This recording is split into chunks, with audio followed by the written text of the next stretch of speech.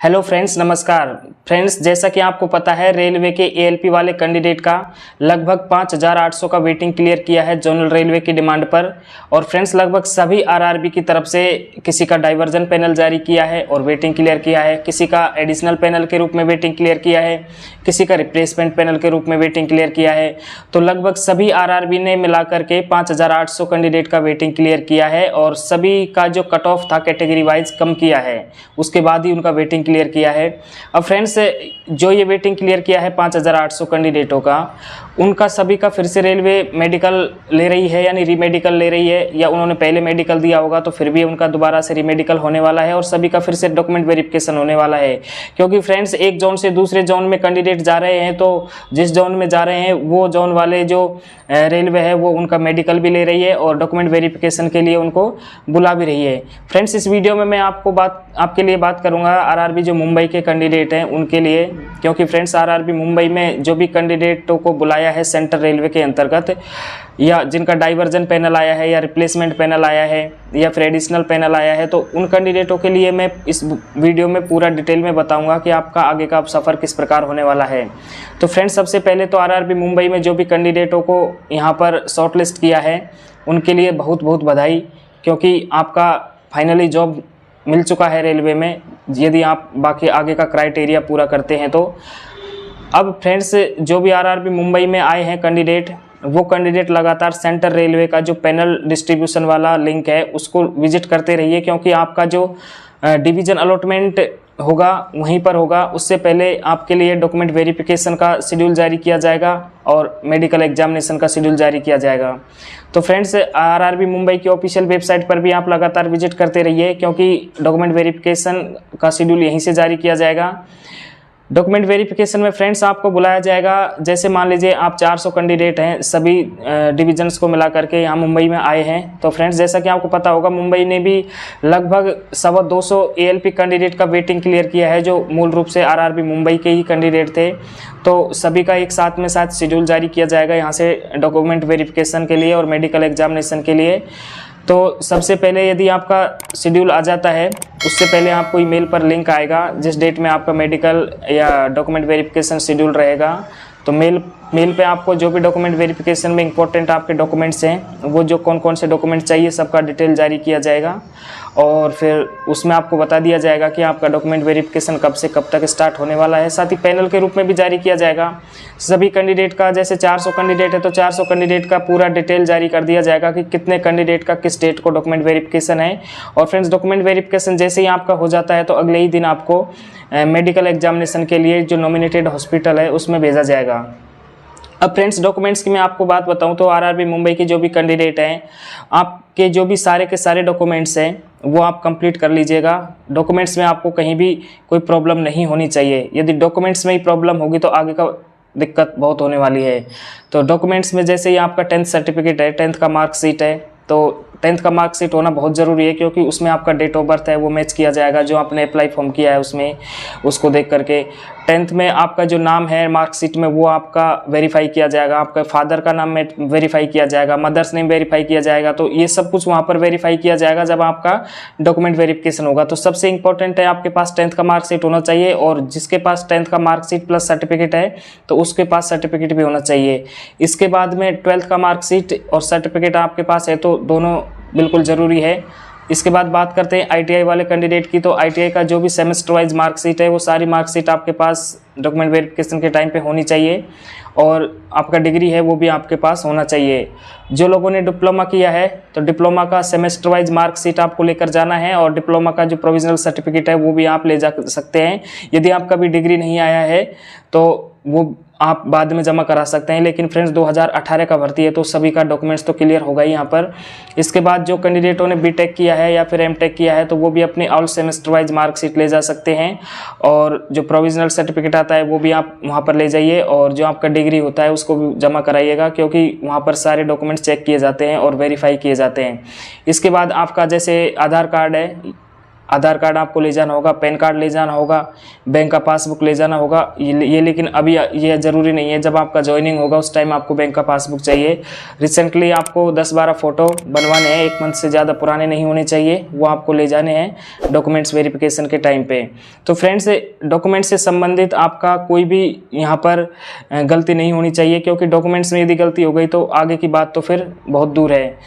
अब रही बात ST/SC वाले कैंडिडेट की, तो ST/SC का जो कास्ट सर्टिफिकेट है वो आपने पहले कभी बनवाया होगा तो वो भी चलेगा, लेकिन फ्रेंड्स इसमें एक बात ध्यान देने की है, जो आपका कास्ट सर्टिफिकेट है उसके अंदर जो बार कोड लिखा है उसके अंदर पूरे उसका बार कोड का नंबर होगा, उसमें 10-12-15 डिजिट का नंबर है, उसको आप ऑफिशियल वेबसाइट पर जाकर वेरीफाई कर लीजिए। उसमें आपके नाम में कोई भी मिस्टेक नहीं होनी चाहिए, नाम में और फादर नेम में कोई भी मिस्टेक नहीं होनी चाहिए। यदि कहीं गलती है तो आप दूसरा कास्ट सर्टिफिकेट बनवा लीजिए जब भी आपका डॉक्यूमेंट वेरिफिकेशन होगा तो उसमें। और यदि आपका सब कुछ सही है, अकॉर्डिंग टू अपना फॉर्म भरा है उसके अनुसार सब कुछ सही है, तो आप पुराना भी अपना जो कास्ट सर्टिफिकेट है वो ले जा सकते हैं ST/SC वाले कैंडिडेट। और यदि आप पुराना नहीं ले जाना चाहते तो नया भी बनवा सकते हैं। OBC वाले कैंडिडेट के लिए जो फॉर्मेट दिया हुआ है रेलवे ने, उसी फॉर्मेट में आपको कास्ट सर्टिफिकेट लेकर जाना है। नेक्स्ट जो आपका नोटिफिकेशन है उसमें देख लीजिएगा OBC कैंडिडेट वाले। और OBC वाले जो कैंडिडेट है उनके पास ज़्यादा पुराना 6 महीने से ज़्यादा पुराना कास्ट सर्टिफिकेट नहीं होना चाहिए। ST/SC वाले कैंडिडेट के लिए ऐसा कोई लिमिट नहीं है, यदि उनका सब कुछ ठीक है तो वो अपना कोई सा भी कास्ट सर्टिफिकेट ले जा सकते हैं जो भी रेलवे का फॉर्मेट है उसमें। तो फ्रेंड्स, ये तो रही आपके डॉक्यूमेंट्स की बात। इसके बाद अब बात करते हैं कि आपका जो शेड्यूल जारी किया जाएगा डॉक्यूमेंट वेरिफिकेशन में, उस शेड्यूल में आपको एक दिन में 30 कैंडिडेट को भी बुला सकते हैं, 40 कैंडिडेट को भी बुला सकते हैं और मैक्सिमम 50 को भी बुला सकते हैं डॉक्यूमेंट वेरिफिकेशन के लिए। जैसे ही आपका डॉक्यूमेंट वेरिफिकेशन का प्रोसेस खत्म हो जाएगा, आपको अगले ही दिन जो भी नॉमिनेटेड आपको डॉक्यूमेंट वेरिफिकेशन में यहाँ पर हॉस्पिटल अलॉट किया जाएगा, उसी हॉस्पिटल में आपका मेडिकल एग्जामिनेशन होगा। मेडिकल एग्जामिनेशन जैसे ही आप देने जाएंगे तो बिल्कुल रिलैक्स रहिएगा, क्योंकि आपके पूरे शरीर के वहाँ पर चेकअप किए जाएंगे। और उसमें क्या किया जाएगा कि आपको 3-4 दिन का भी वहाँ पर टाइम लग सकता है मेडिकल में, क्योंकि शरीर की प्रत्येक अंग की वहाँ पर जांच होती है तो उसमें काफ़ी टाइम लगता है।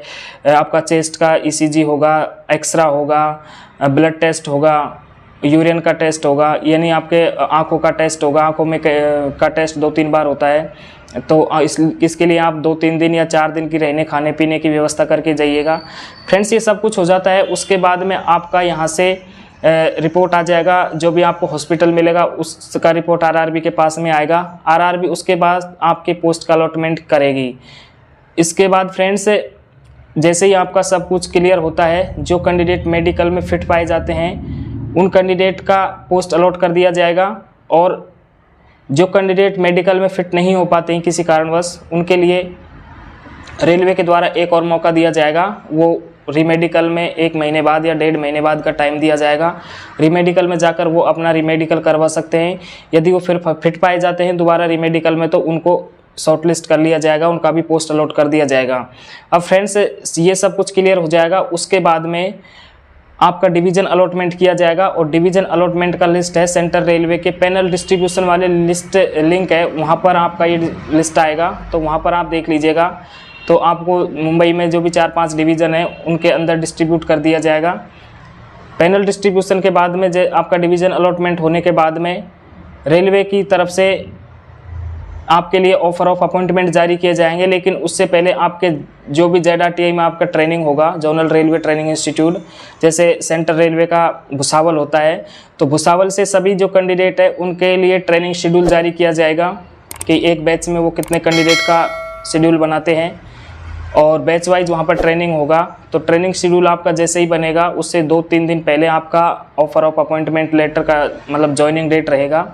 तो जैसे ही आपको यहाँ पर बुलाया जाएगा ज्वाइनिंग के लिए, तो उससे पहले आपके पास मेल आएगा। मेल पर आपको ज्वाइनिंग के टाइम पे कौन कौन से डॉक्यूमेंट्स चाहिए, वो सारे के सारे डॉक्यूमेंट्स मेल के माध्यम से आपको सीनियर DPO के थ्रू भेजे जाएंगे। वो डॉक्यूमेंट्स आपको कंप्लीट बनवा कर लेकर जाने हैं। फ्रेंड्स एक बात मैं आपको बताना भूल गया कि यदि आपके डॉक्यूमेंट्स में किसी भी प्रकार का कहीं मिस्टेक है, मिसप्रिंट है, नाम में, स्पेस में कहीं भी, और आपने फॉर्म भरते टाइम यदि कोई गलती कर दिया है तो आपके जो ओरिजिनल 10th का मार्कशीट है उसके अकॉर्डिंग आप स्टाम्प पेपर पर उसका क्लैरिफिकेशन ले जा सकते हैं कि मेरे को फॉर्म भरने में ये गलती हो गई थी और मेरा ओरिजिनल नाम ये है। बाकी आपके जो हैंडराइटिंग और सिग्नेचर है, बाकी थंब इम्प्रेशन है, डॉक्यूमेंट वेरिफिकेशन के टाइम पे सब कुछ चेक किया जाएगा। फ्रेंड्स ZRTI से ट्रेनिंग शेड्यूल आने के बाद आपका ज्वाइनिंग कराया जाएगा और ज्वाइनिंग करा करके कभी कभी कैंडिडेट को डायरेक्ट ZRTI भुसावल भेज दिया जाएगा या फिर कुछ कैंडिडेटों को घर पर भेज दिया जाएगा और ट्रेनिंग शेड्यूल के अनुसार उनको फिर से ZRTI बुला लिया जाएगा। तो फ्रेंड्स लगभग इस तरह का अभी आपका शेड्यूल आगे का रहने वाला है। जो भी RRB मुंबई के कैंडिडेट हैं तो अपने डॉक्यूमेंट्स को सबसे पहले प्रायोरिटी में तैयार करिएगा अच्छी तरीके से, कोई भी आपका डॉक्यूमेंट्स मिस नहीं होना चाहिए। और जो भी रिक्विसाइट डॉक्यूमेंट्स हैं RRB की तरफ से जो आपको बताए जाएंगे वो आपको सारे वहाँ पर सबमिट करने हैं। फ्रेंड्स आपको जो डॉक्यूमेंट्स ले जाने हैं उसमें मैं आपको बता दूं, आपको कम से कम 3 या 4 सेट डॉक्यूमेंट्स ले जाने हैं, पूरे डॉक्यूमेंट्स के सेट ले जाने हैं, जिसमें कम से कम एक सेट को आप गजेटेड ऑफिसर से अटेस्टेड करा करके ले जा सकते हैं और बाकी जो 2-3 सेट है, 2 सेट को सेल्फ अटेस्टेड करा के ले जा सकते हैं और एक सेट खाली भी ले जा सकते हैं, क्योंकि वहाँ पर आपको जिस तरह का ज़रूरत पड़ेगा उसी हिसाब से आप वहाँ पर सबमिट कराइएगा। तो फ्रेंड्स अभी के लिए RRB मुंबई वाले कैंडिडेट के लिए बस इतना ही, क्योंकि फ्रेंड्स मैं भी लगभग आप ही की बैच का कैंडिडेट हूँ और जो भी RRB मुंबई से कोई भी अपडेट मुझे मिलेगा तो मैं आपको वीडियो के माध्यम से अपडेट करता रहूँगा। चैनल को सब्सक्राइब कर लीजिए और वीडियो अच्छा लगा हो तो लाइक कीजिए। आपके लिए कोई और अपडेट आएगा तो मैं इस चैनल के माध्यम से आपको बताता रहूँगा। धन्यवाद।